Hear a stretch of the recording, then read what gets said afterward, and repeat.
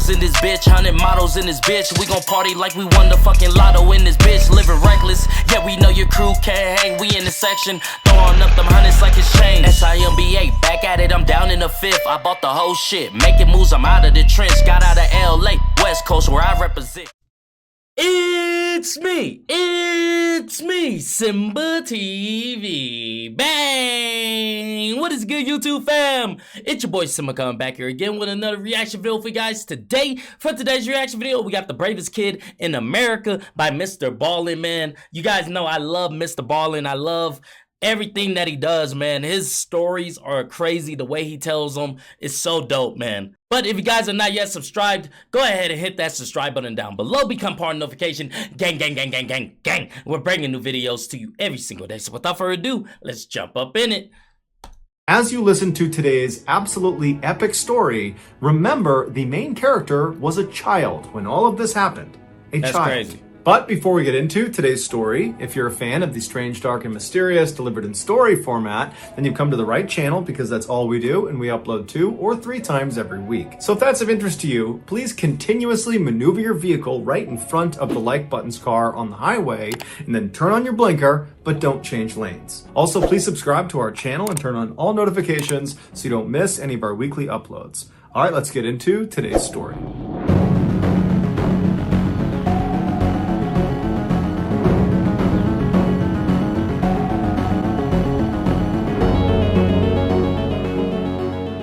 In 1937, the Japanese declared war on China and invaded their country. The United States, who was friends with China, initially did not intervene in fear of provoking Japan. But after the Japanese murdered hundreds of thousands of unarmed Chinese civilians and the Japanese attacked an American warship, the United States was forced to step in. American officials responded to the Japanese aggression by placing serious economic sanctions and trade embargoes on Japan, believing this would cripple their war efforts in China, causing them to have to retreat. However, these sanctions and embargoes did not have this effect.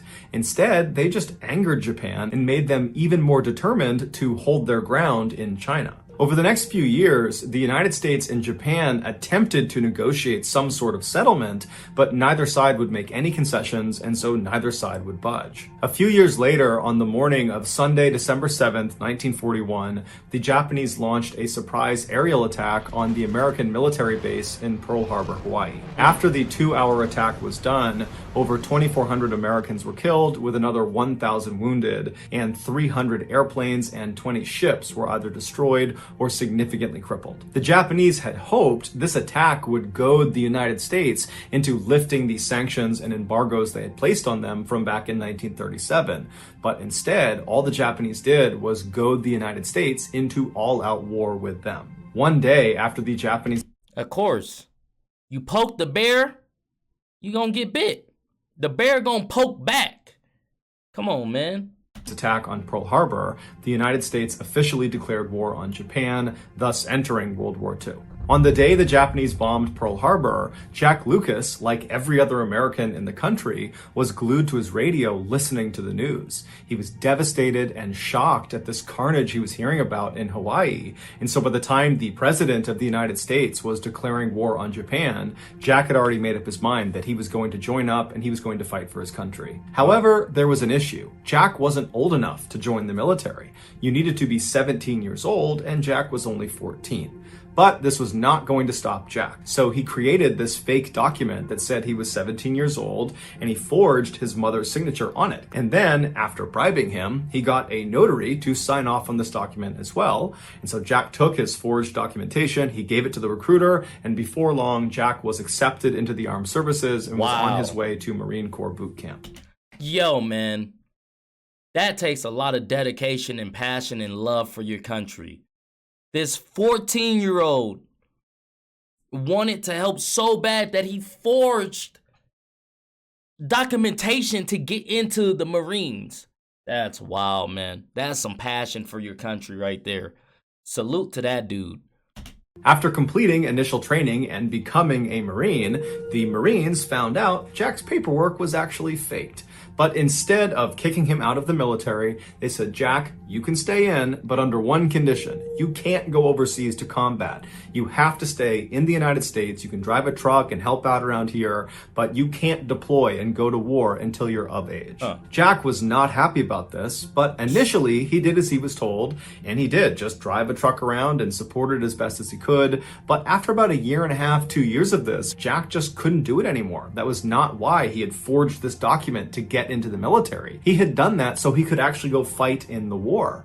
And so finally, when he was just 16 years old, he abandoned his post and snuck onto the back car of a troop transport train that was going to another military base. And so when he arrived at this base, which was in California, he hopped off and then ran to the docks where there were these big warships. And he saw one of them, there was a whole bunch of troops loading onto it. And he figured, that's where I need to go. And so he snuck onto the ship and he hid down below. And then after the ship took off and was out to sea, he revealed himself and he walked up to a Marine officer and he kind of played off the, oh, I must have got on the wrong ship, but now that I'm here, can I join your unit? And this officer, who had no idea how young Jack was, eventually said, okay, but prepare yourself because we're going to invade Iwo Jima.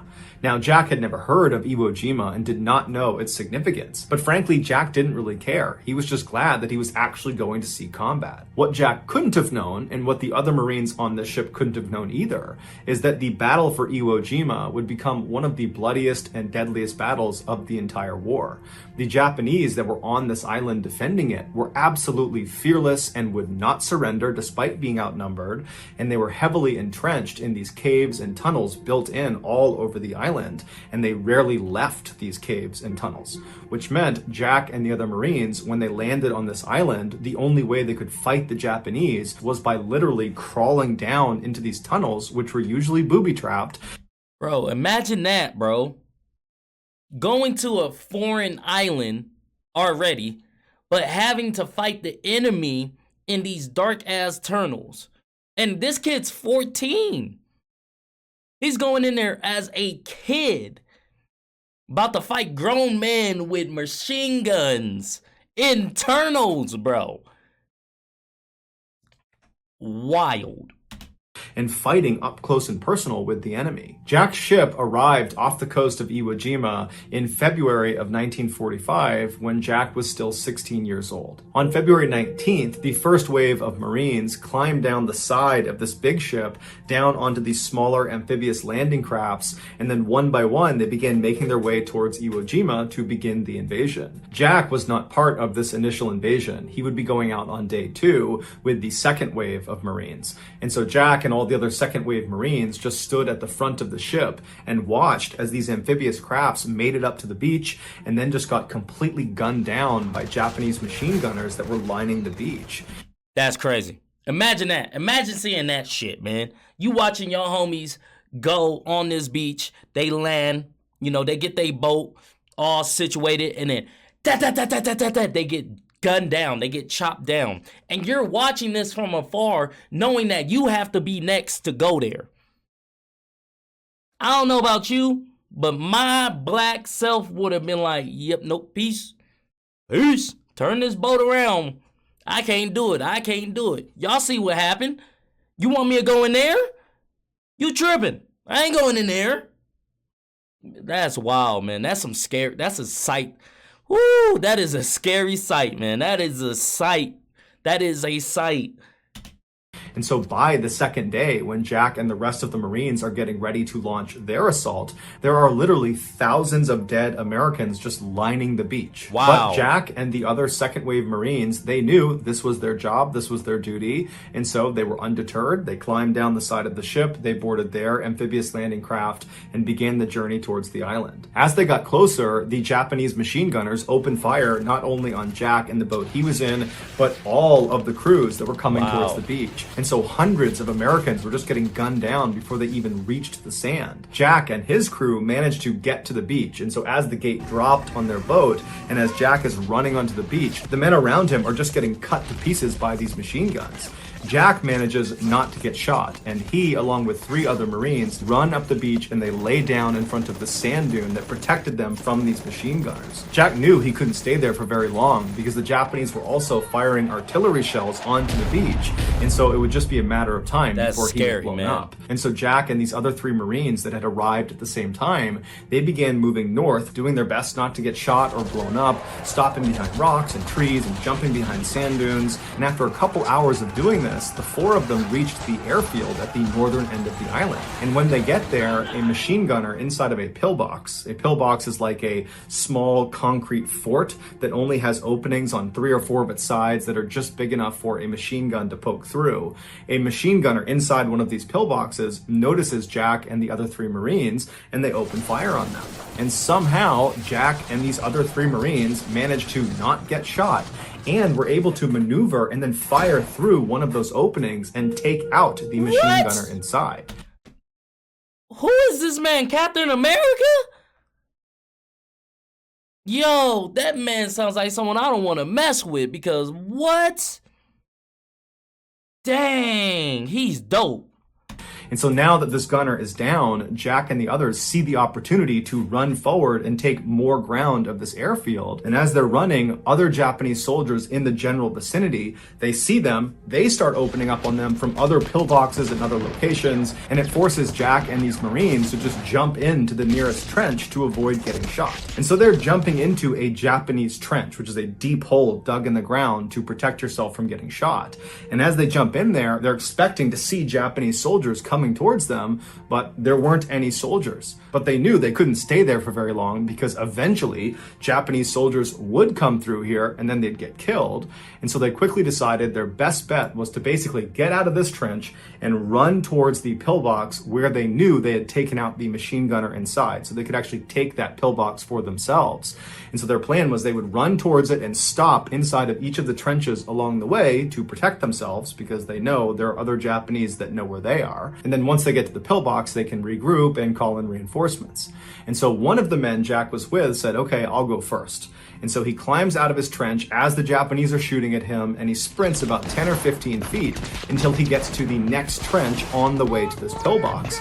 And so Jack is watching as this guy jumps into this trench, and as soon as he disappears out of view, this Marine is immediately turning around and scrambling to get back out of the trench, and he's trying to run back towards Jack and the other 2 Marines he was with. It would turn out this guy had jumped into another Japanese trench that was full of Japanese soldiers.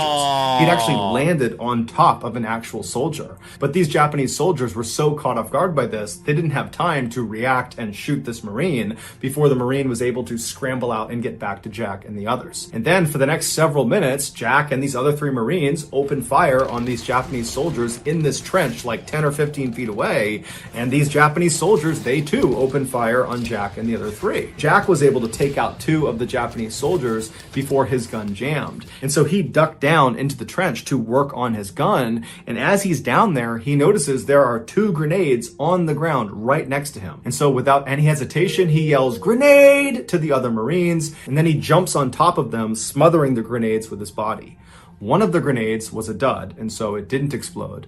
The other was not a dud, and it went off. The way a grenade works is there is a small piece of explosive that is inside of metal housing that's usually spherical, and this metal housing is the thing you actually hold on to and throw when you throw a grenade.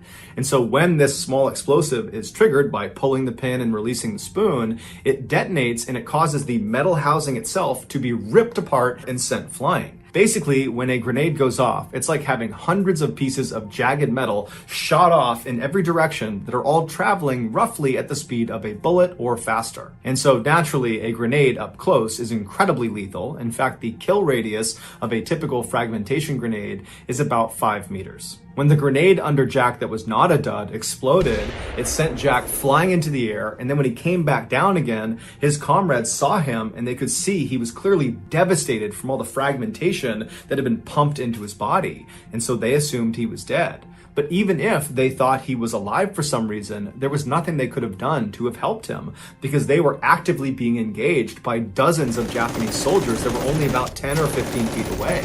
And so eventually, these 3 other Marines that Jack had just saved were forced to leave Jack where he was and retreat back to the beach, and they would all live. The Japanese soldiers in the trench that they were fighting against would eventually come into Jack's trench, but most likely when they saw Jack laying there just completely ruined from this grenade, they assumed he was dead, and so they just kind of left him there. But Jack wasn't dead. He just couldn't speak, and he couldn't see anything, and he really couldn't move, although he could wiggle a few fingers on his left hand. And so for hours, as he lay there in agonizing pain, in and out of consciousness, he just wiggled the fingers on his left hand, hoping an American would see him and know he was still alive. And you gotta figure, this whole time, it is just constant chaos all around him. His chances of survival are incredibly slim. The idea that an American is gonna find him and be able to evacuate him is almost zero, and he must have known that.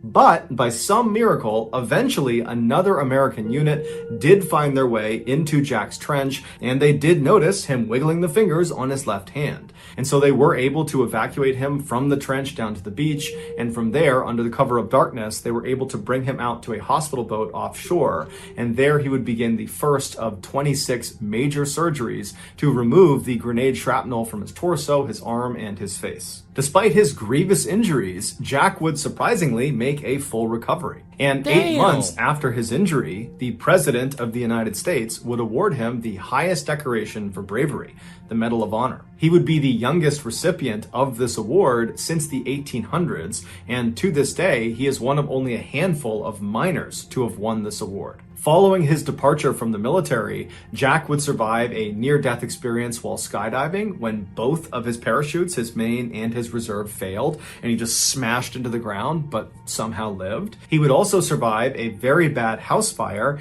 and he would survive an assassination attempt on his life by his ex-wife. And so naturally, he titled his memoir Indestructible. Jack would eventually die of natural causes on June 5th, 2008. He was 80 years old. So that's going to do it, guys. If you Yo, this man was a GOAT, bro. I'm trying to tell you, he was Captain America.